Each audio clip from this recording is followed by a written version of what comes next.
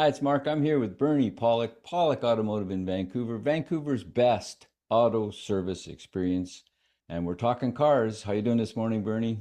Doing very well. So today's guest might seem like deja vu. It's a 2014 Toyota Sienna van. What was going on with this particular vehicle? So this van came in for some drivetrain noises. We did some diagnostics on it, road test to verify the customer's complaint. There was some growling, humming noises as we sped up. Put the vehicle on the hoist. Being all-wheel drive is excellent because you can run the vehicle on the hoist. We can listen to the various drivetrain components with the stethoscope, and found that the right rear wheel bearing was noisy, which we talked about in a different podcast. But this particular one, we also found the transfer case was very loud. There was a lot of noise coming from the transfer case bearings.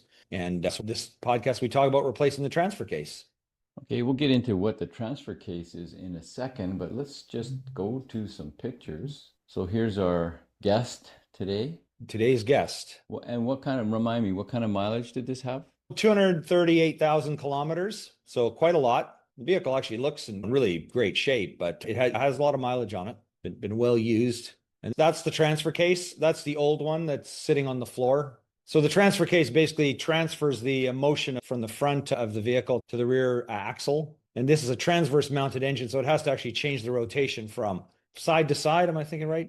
Transverse to longitudinal. There's some gears inside there. And in Volvo, they call it an angle gear unit, which is probably a good description. We ended up going with a used unit. It was a much cheaper option than a new one. And there's plenty of low mileage used units out there that'll last a long time. So that's the option we went with the customer. So what we're looking at. Yeah, this is, okay. Why are we looking at an engine sitting on a cradle? So this is how you get the transfer case out. There's no easy way to remove the transfer case on this. Basically, the engine cradle needs to be dropped with the engine transmission assembly all in one. Then the engine has to be lifted off and separated from the transmission, or the transmission separated from the engine, either way. And then the transfer case can be removed. So that green arrow is pointing to the transfer case, that picture we just looked at. Yeah. Which you can barely see when you look at this picture. That green arrow is pointing somewhere onto cooling fins back here that are sticking. That's right. Yeah, exactly. Here. Yeah. And this is the end. That's where the drive shaft to the rear goes. Yeah, we have a rubber glove on there just to keep oil from pouring out. There's another view. Again, the green arrow is pointing to the transfer case, which again is just buried way in there. What we're looking at above that arrow is one of the catalytic converters, and then the steering rack sits right above the green arrow. I believe that stays in place on its mount. There's another view. It's an awful lot of work to do it. So this changes side-to-side motion down the vehicle to power the rear wheels. So then there's also, and part of this, there's a differential in the front and a differential in the back. Exactly, yeah. And the front differential is part of the transmission. So it's a transaxle. So if this was a two-wheel drive vehicle, it would not have this particular unit here. It would just be the transmission in the front and wouldn't have this plus drive shaft plus rear differential and axles. Now, all-wheel drive adds a lot of complexity to a vehicle. How common is this an issue with vehicles? We do them from time to time. These angle gear type transfer cases do tend to wear out. We do a few a year. So eventually they do go bad. There's bearings inside that wear out, and that's what causes the noises. And differentials last a little bit longer in your experience? Generally speaking, yeah. But they do go bad on certain vehicles too from time to time. Hit and miss, of course. Mileage is a key in this one here. If it was a lower mileage vehicle, the transfer case would not be bad.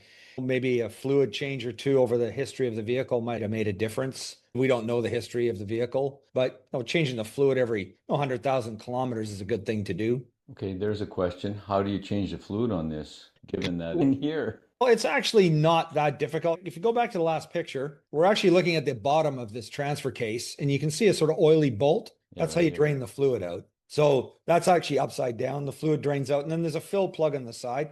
It's fiddly to get to, and there are some transfer cases and some differentials are very difficult to change fluids, and that some cars are just not designed for changing fluids. This one is, but it's a little finicky. Probably not something you're going to attempt in your backyard. No, it's actually draining it is probably not the hardest thing if you have a socket with an extension and you put it up on if you put it up on a ramp, then it's going to be on an angle, so you're not going to get it to drain properly. You'd have to jack it up if you're going to do it in your backyard. The car has to sit evenly. We'll leave that for the do-it-yourselfers to figure out. And there's a lot of smart do-it-yourselfers out there.